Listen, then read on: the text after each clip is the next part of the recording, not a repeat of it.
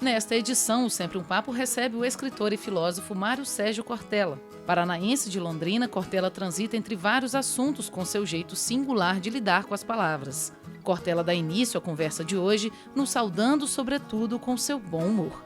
Uma das coisas boas é saudar pessoas que venham conosco para uma reflexão sobre um dos temas que a gente não pode esquecer, não pode deixar de lado, não pode distrair em relação a ele, que a ética também ela da saudabilidade. Por isso, saudação, saúde, capacidade de convivência que seja decente.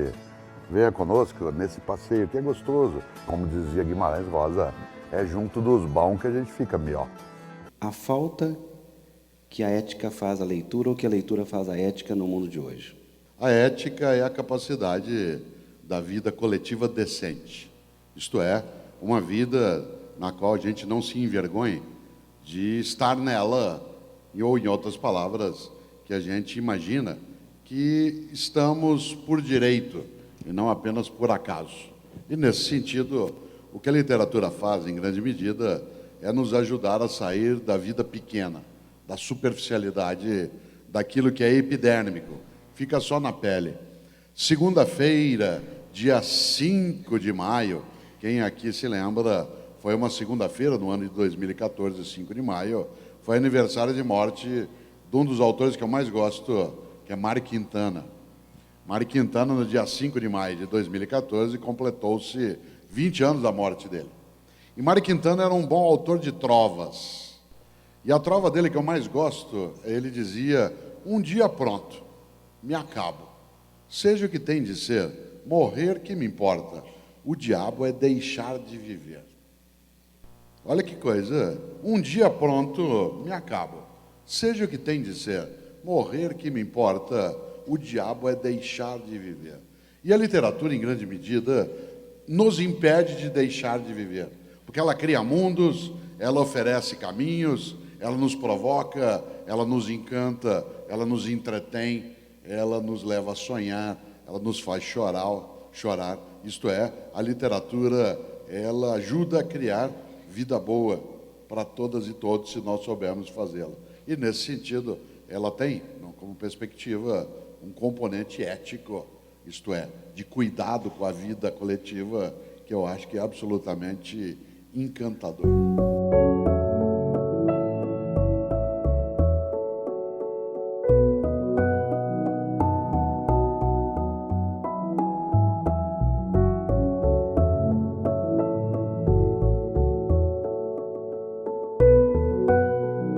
Esses conteúdos que nos levam a sair da epiderme, do por cima da pele das coisas, que nos provocam, mexem conosco, trazem emoção.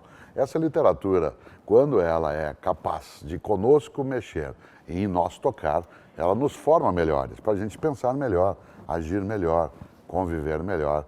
Por isso, agrada. Há na Espanha, todos os anos, no final do ano, uma maratona, que é chamada de Prova do Rei, Competição do Rei. E essa maratona, ela acontece no final do ano como uma espécie de travessia do país, um tipo de cross-country. E é interessante porque isso que eu vou dizer está na internet. E se você puder, procure. E você vai ver algo que é de uma beleza brutal, que cada vez que eu vejo me dá uma alegria imensa. Em 2012, na prova do final do ano, a maratona acontecia na Espanha, como sempre, e estava lá na frente, em primeiro lugar, na frente de quase todo mundo, para variar, o corredor queniano, que, aliás, houvera ganho na Olimpíada em Londres em 2012. Logo depois dele, encostado nele, um corredor espanhol, de 22 anos de idade. E o queniano estava a 5 passos da vitória, de cruzar a linha de chegada. E ao chegar próximo ao final, ele se confundiu e achou que já tinha cruzado a linha. E parou para tirar foto. As pessoas pararam para abraçá-lo e ele parou. Bastava o espanhol, o jovem espanhol, dar 2 passos e ele venceria a prova. O que fez o espanhol? Aí vem gente que tem vergonha. Porque o sem vergonha não faria o que fez o espanhol. O sem vergonha ficaria feliz de não fazer o que fez o espanhol. Porque a alegria do sem vergonha vem em ser mal. Isto é, de não fazer aquilo que seria recomendado fazer. O que fez o espanhol começou a gritar com o queniano, em espanhol. O queniano não entendeu o idioma e não entendeu a situação. E o que fez o espanhol? Grudou no queniano pelo calção e o empurrou na linha de vitória. O fez vencer. Mostre isso para jovens, crianças, pessoas, para ver como há muitos modos de fazer o que tem de ser feito. Evidentemente, a imprensa inteira veio em cima do espanhol. E um jornalista colocou o microfone na boca do espanhol e fez a pergunta óbvia. E o mais bonito é que o espanhol não entendeu a pergunta. Mas não é que ele não entendeu o idioma, porque ele não entendeu o fundamento ético da pergunta. Porque o jornalista perguntou a ele, por que você fez isso? E ele disse, isso o quê? Ele não entendeu a pergunta.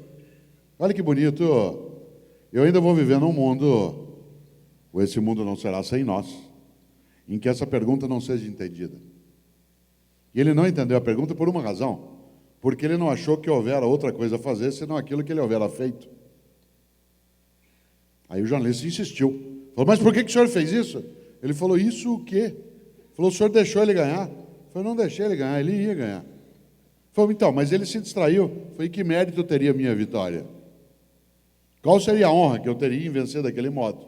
Se eu subisse no lugar número 1 no pódio, qual seria a importância? Aliás, e aí ele disse a coisa mais bonita que eu vi. Disse assim, se eu fizesse isso, o que eu ia falar para minha mãe? Sabe por quê? Porque a mãe é o último reduto que você não quer que fique com vergonha de ter te parido. Se a pessoa que te deu a vida se arrepender de ter feito isso, aquilo que você fez, você não devia ter feito.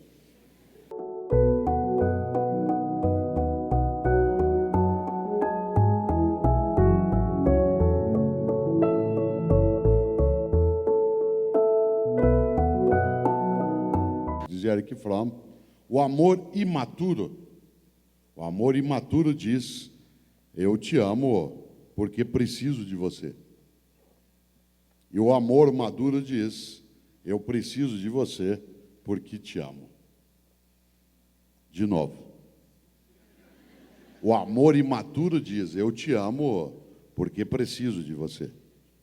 E o amor maduro diz, eu preciso de você porque te amo. No primeiro caso, eu te amo porque preciso de você, a fonte é a necessidade. No segundo caso, a fonte é o amor. São questões diversas. A moral, ela se constrói como necessidade de convivência. Nesta hora, o Clóvis lembrou bem, quando o amor se ausenta, a moral, enquanto conduta controlada da vida, tem de vir à tona. Se, de fato, todas e todos nos amássemos tal como cada um e cada uma de nós ama outras pessoas, o tema da moral seria diminuto. Não haveria razão para fazer diferente. Desse ponto de vista, quando você pergunta, Afonso, em relação ao amor, e o Clóvis sem dúvida escreverá um bom livro sobre isso também, eu me lembro de algo que eu costumo sempre lembrar, não existe amor à primeira vista. Só existe paixão à primeira vista. Porque a paixão é a suspensão temporária do juízo. Se a paixão é a suspensão temporária do juízo, o amor ele é irracional, não no sentido da paixão.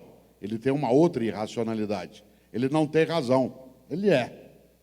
E nesta hora, a ideia de amor à primeira vista, no meu entender, ela é impossível.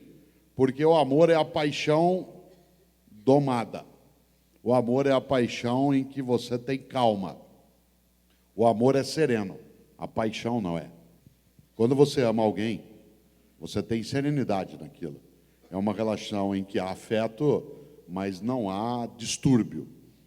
A paixão é perturbadora. Há livros que são apaixonantes. Às vezes me pergunto, eu não sei se já te perguntaram, porque nós somos da área de filosofia, você é apaixonado pela filosofia? Eu digo assim, já fui.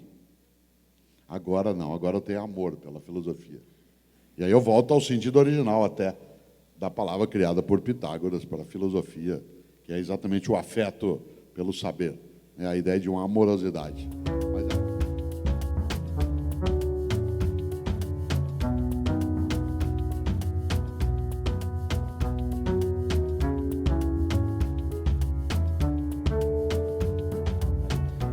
Um outro ponto de reflexão. Nesse mundo tão poluído ou possuído, talvez, pelas distrações eletrônicas, né? Hoje a internet, o telefone celular, iPad, iPod, iPhone, Wi-Fi, sei lá o quê, estão tomando o mais precioso dos jovens, principalmente, que é o tempo. A pergunta que eu faço é assim: como pensar, refletir, que é o que vocês estão fazendo aqui? Estão pedindo que as pessoas pensem, sem esse tempo que está sendo ocupado pelas distrações eletrônicas. tem uma frase sintética e, no meu entender, genial. Dizia Miller, o importante é ter sem que o ter te tenha. O importante é ter sem que o ter te tenha. Isto é, não seja possuído por aquilo que você possui.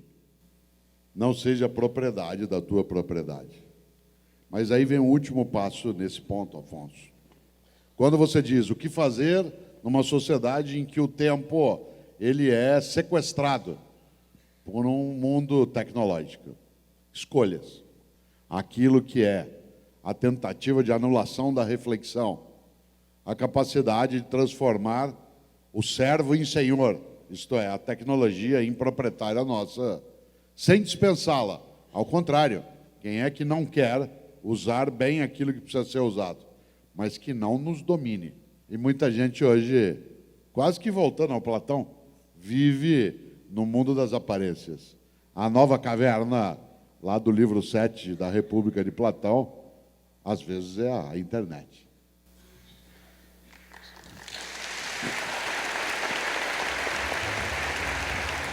Ler muito, mas ler com critério. Comer bem não é comer muito, comer bem é comer de forma selecionada. Ninguém que come muito só, sem prestar atenção, está comendo bem. Comer bem é comer seletivamente, mas quem come bem, come bastante. E o bastante aí é na qualidade e, eventualmente, até na quantidade. Por isso, para ser capaz de escrever, é preciso, antes de mais nada, agregar, né, um grande movimento de repertório para essa escrita. Por outro lado, precisa ter coragem. Não pode ficar esperando até o momento da publicação. Houve uma época em que, nos jornais, nas editoras, havia um revisor que checava, né, todas as coisas que se escrevia. E o Luiz Fernando Veríssimo, um dos nossos maiores escritores, ele tem uma frase que eu acho especial. Ele dizia: aí, o revisor foi tomando a sopa de letrinhas e foi corrigindo, até que ela esfriou. Quem quer escrever não pode deixar esfriar.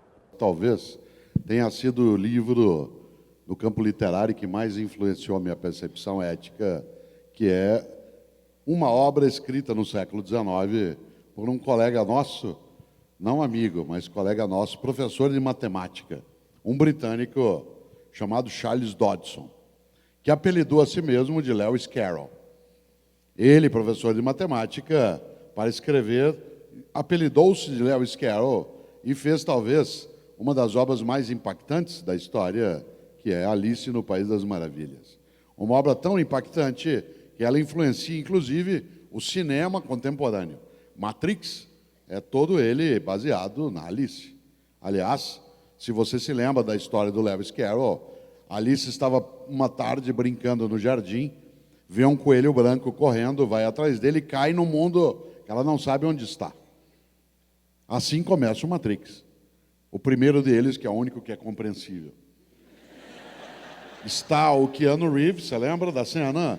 Diante da tela do computador e começa a piscar. E ele se chama Neo, na personagem, que é o novo em latim. Começa a piscar a tela, Follow the White Rabbit, siga o coelho branco. Nessa hora toca a campainha, uma série de pessoas está lá, entre elas uma mulher com um coelho branco tatuado. E aí começa a história de um mundo em que você não sabe o que é verdade e o que é mentira. Hoje com o nome de Facebook. E é interessante porque eu gosto demais da obra. Eu li muitas vezes Alice no País das Maravilhas e nunca vi no cinema, porque eu não queria destruir a minha Alice, meu coelho. minha rainha louca, embora eu tivesse várias para imaginar, né? Não queria destruir. A personagem que eu mais gosto no livro, que tem a ver com ética, que é um gato. Aquele gato que fica no alto, que só aparece o rabo dele ou o sorriso. Esse gato, ali se encontra com ele 2 vezes no livro. Na primeira delas quase não há importância, mas na segunda sim. Porque Alice está perdida, tal como nós, às vezes, no campo da ética. Tal como nós em relação à nossa esperança. E há um determinado momento em que Alice, andando por ali perdida, vê o gato no alto, só o sorriso dele, só o rabo, e ela vira para o gato e fala assim: o senhor pode me ajudar? Ele, muito calmo, disse: claro. Ela falou: por favor, para onde vai essa estrada? Ele fez a grande pergunta da vida, que é a pergunta ética: para onde você quer ir? E ela disse: eu não sei, eu estou perdida. O gato disse: para quem não sabe para onde vai, qualquer caminho serve. Eu nunca deixo de indicar Reinações de Narizinho, do Monteiro Lobato.